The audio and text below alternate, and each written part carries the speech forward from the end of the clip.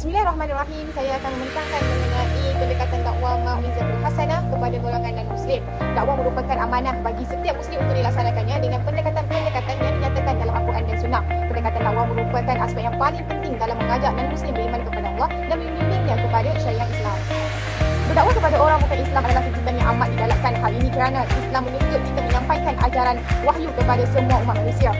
Berbagai pendekatan yang digunakan oleh para rasul dalam menyampaikan dakwah kepada seluruh umat manusia, antaranya ialah dengan pendekatan Al-Mau'izatul Hasanah. Terima kasih kepada Asma Najihah. Seterusnya, saya akan menerangkan definisi dakwah bil Mau'izah al-Hasanah. Dakwah bil Mau'izah al-Hasanah boleh diertikan dua. Yang pertama adalah nasihat yang baik, iaitu melalui seruan secara lemah lembut yang mampu meresap ke dalam hati manusia. Yang kedua adalah pengajaran serta nasihat yang berdasarkan bisikan dengan Al-Quran yang mengandungi aspek khabar gembira dan ancaman yang menakutkan kepada kita. Manakala pula definisi dakwah bil Mau'izah al-Hasanah ini banyak berperbandingan. Antaranya adalah Ibnu Katsir mengatakan Al-Mau'izah al-Hasanah ini adalah memberi nasihat yang membaik dengan menyatakan semua perkara yang dicegah oleh Allah Subhanahu Wa Taala dan memberi pengingatan kepada orang ramai.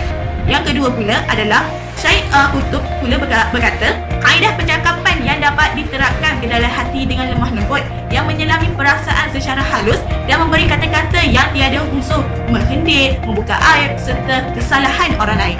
Antara ciri-ciri dakwah bil Mau'izah al-Hasanah ini, yang pertama adalah nasihat yang diberikan juga tidak disertai unsur-unsur yang meliarkan. Maksudnya, memberi nasihat yang tiada unsur-unsur negatif. Yang kedua adalah nasihat yang diberikan kepada mad'u hendaklah diamalkan dan diaplikasikan dalam kehidupan seharian. Maksudnya ini menerangkan apa yang kita ingin berikan nasihat itu, kita amalkan juga apa yang kita cakap kepada orang ramai supaya mad'u itu dapat menerima dengan baik dan dapat menjadikan kita sebagai tauladan. Yang ketiga, nasihat yang menjurus kepada keredaan Allah Subhanahu Wa Taala. Yang keempat pula, ciri-ciri dakwah bil Mau'izah al-Hasanah ini memberikan tunjuk ajar kepada non-Muslim tentang agama Islam serta memperhatikan pendekatan-pendekatan yang mudah untuk diikuti tanpa menyelitkan unsur-unsur yang kurang baik. Seterusnya, ciri-ciri dakwah bil Mau'izah al-Hasanah ini adalah nasihat yang diberikan perlu bertepatan dengan peribadi orang yang memberi nasihat. Maksudnya, nasihat yang kita berikan ini perlu sesuai dengan orang yang kita ingin berikan nasihat itu. Yang seterusnya pula, panduan yang baik dan jelas kepada golongan non-Muslim dan nasihat tersebut adalah ikhlas. Maksudnya, kita memberi tunjuk ajar yang baik dan jelas kepada golongan non-Muslim dan nasihat tersebut itu adalah kita ikhlaskan kepada Allah Subhanahu Wa Taala. Akhir sekali, ciri-ciri dakwah bil Mau'izah al-Hasanah ini adalah nasihat yang mengandungi targhib dan tarhib. Itu sahaja ciri-ciri dakwah bil Mau'izah al-Hasanah.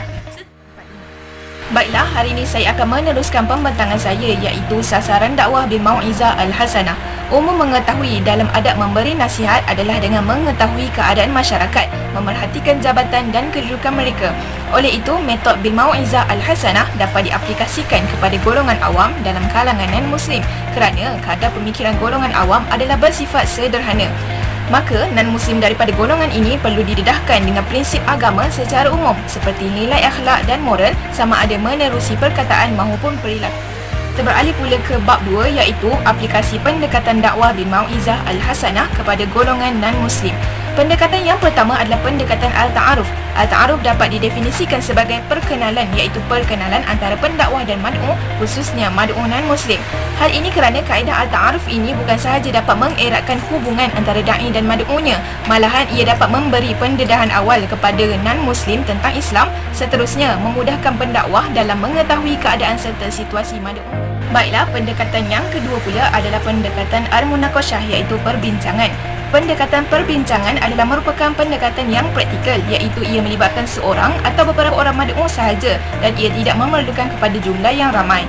Mad'u iaitu golongan non-Muslim dapat mengemukakan persoalan atau kekeliruan tentang Islam kepada pendakwah. Pendakwah dan mad'u juga dapat bertukar pendapat serta pandangan tentang Islam agar ia menjadi suatu perbincangan yang ilmiah yang memberikan manfaat kepada mad'u dan pendakwah. Pendekatan yang terakhir adalah pendekatan al-muhadarah, iaitu kuliah. Muhadarah dapat didefinisikan sebagai suatu kemahiran berucap yang mempunyai kedudukan yang tinggi, iaitu dengan menerangkan dalil-dalil yang jelas bagi menyampaikan maksud yang sebenar. Menurut Abdul Karim Zaidan 2002, kuliah membincangkan tentang sesuatu topik secara mendalam dan menyeluruh dengan menyebut selalu hujah dan dalil-dalil. Pendekatan ini sesuai bagi mereka yang ingin mendekati dan mempelajari Islam dengan lebih sempurna, dan para pendakwah secara tidak langsung dapat memainkan peranan mereka dalam menyampaikan nasihat-nasihat kepada makmum mereka. Akan meneruskan pembentangan tentang isu semasa dan cabaran dakwah kepada golongan non-Muslim. Antara isu utama yang berlaku ketika berdakwah kepada golongan non-Muslim ialah isu tuntutan maqasid syariah dan tekanan perlembagaan persekutuan. Isu ini berlaku apabila kontroversi yang berlaku dalam kalangan golongan pendakwah yang keluar berdakwah kepada golongan non-Muslim. Segelintir pihak telah mendakwa bahawa perkara tersebut bertentangan dengan perkara 3/1 dan perkara 11/1 yang mana memperuntukkan kebebasan beragama. Walaupun mereka hidup dalam kemajemukan dan suasana harmoni, namun realitinya mereka salah faham apabila orang Islam melakukan dakwah kepada mereka dan menganggap bahawa dakwah itu memaksa orang lain untuk menganuti agama Islam.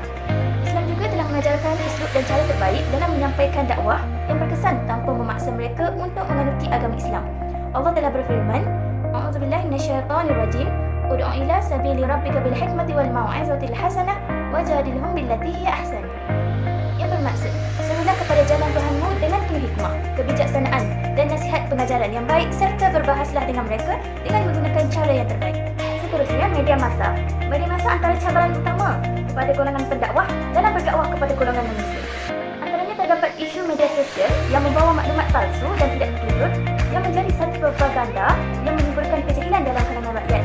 Lebih teruk lagi apabila ia diterima oleh segelintir masyarakat yang menerima berita tersebut secara membuka diri. Kebanyakan mereka mempergunakan isu yang hangat di Malaysia sebagai modal utama yang bertujuan untuk meraih populariti rakyat. Kesimpulannya, dakwah terhadap golongan non-Muslim merupakan antara tanggungjawab utama yang perlu dilaksanakan oleh setiap individu Muslim berdasarkan kepada tahap kemampuan diri masing-masing. Jelaslah bahawa pendekatan mau'izatul hasanah kepada non-Muslim amatlah berkesan dengan menggunakan kelembutan dalam menyampaikan dakwah kepada sasaran. Berbagai cabaran yang perlu dihadapi dan ditangani oleh para pendakwah dalam memastikan keberkesanan usaha dakwah yang digerakkan. Dalam situasi seperti ini sudah pasti memerlukan metod yang berkesan.